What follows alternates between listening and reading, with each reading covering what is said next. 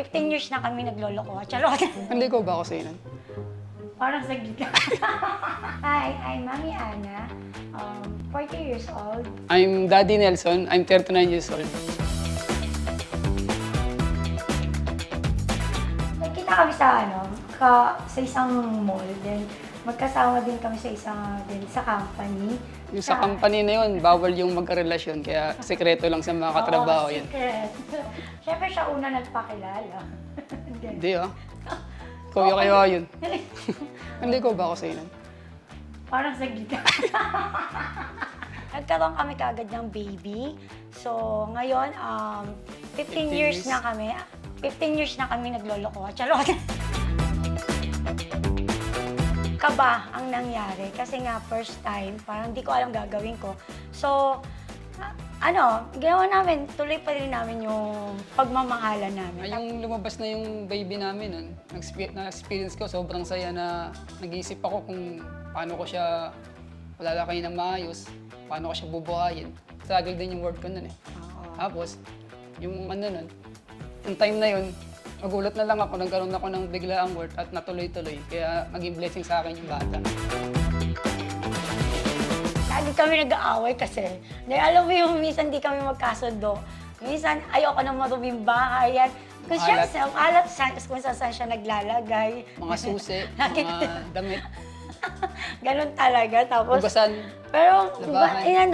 in the end din, magbabati rin kami. At least nakilala namin isa't isa kung paano namin maayos yung kung ano yung ayaw at gusto namin. Sa pagpapalaki sa bata, isang goal namin, talagang makatapos lang ng pag-aaral yung anak namin.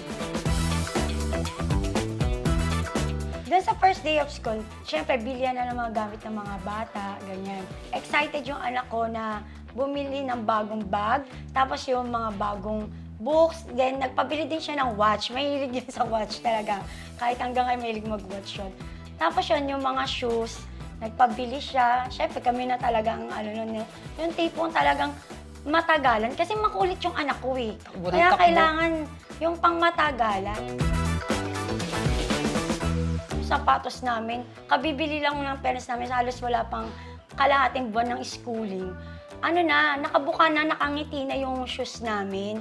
Yung tipong lalagyan mo na lang ng rugby siya para lang dumikit. Magamit. Oo. Siyempre yung kabataan namin nun, wala pa naman yung mga magagandang brand shoes na original na ngayon eh. Before nakabili kami nung bago mag-back to school, na talagang higher price yung price ng shoes. Tipo talagang sa higher price siya. Mga 1K plus, ganon. Bilang mother, alam ko kasi, di ba, kapag mataas ang price, yun yung mas matibay. Yun ang pagkaalam ko eh. Meron kasi akong kamami na friend niya yung anak ko, yung anak niya. So, mag-classmate nga sila.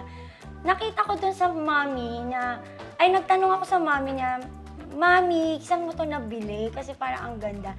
Sabi niya, ganyan, sa mall. Sa mall. So, tapos sinabi nga niya yung brand. Sabi ko, ang ganda kasi parang kahit malilikot yung anak namin, takbo sila ng takbo. Parang, makapit siya. Alam mo yun, tapos kahit madumihan, ang daling linisin.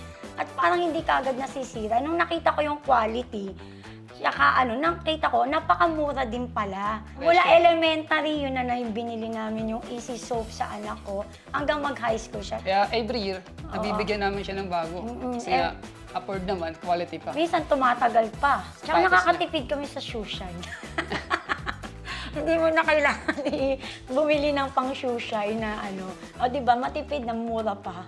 Kailangan talaga madiskarte ka din. So, syempre, diba, pag nag-i-school year, kailangan budgeting din talaga yung mga gagastusin yun. Doon sa pagbili namin din ng Easy Soaps, talagang maganda talaga yung nakuha namin na quality sa kanya. Bukod pa doon, nakakabili pa kami ng ibang gamit na pang school sa anak namin or ibang school supplies, gaya ng mga notebooks, ganyan. Tsaka bags, yun. Kumbaga nakakatipid talaga kami, nakakamenos kami kung yun ang bibilin talaga namin yung Easy Soaps. Dahil sa afford na mas maganda pa talaga yung quality Quality. niya. Tsaka, madali Durable, siyang, flexible, durable, flexible, tapos kahit anong stylish, weather. kahit anong okasyon, Panahon. magagamit mo siya. Mm-mm. Ayan yung mga hinahanap kong quality na tatagal lang yung buong taon. Since may nakikita ko sa mga classmate niya na may ganung materials, hinahanap ko yun. Mga first-time parents, try nyo tong i-avail tong Easy Soap. Super ganda na siya. Kasi, bukod pa sa napakamura lang, kasi ako nung in-avail ko to, sobrang nagustuhan ko to. Dahil talagang mura na siya. Tapos, ang ganda pang gamitin para sa anak ko. Kasi, yung anak ko malikot eh. So, kailangan talaga yung matibay na siya, pang gamitan talaga. Lalo na sa mga batang natin na malilikot. Siyempre, mga bata pa yan eh. So, etong Easy Soap, the best talaga to. Ito kasi flexible na. Durable. Oo, waterproof na siya. Tsaka kahit anong, rain or shine, pwede mo siyang isuot. Kahit hindi mo na siya i-polish or i-shine, punas lang, tapos ready to go na. Kaya mga mamis, Mga daddies, subukan niyo na itong Easy Soap. Abangan ang susunod na kwentuhan. Easy Soap, Unstoppable You.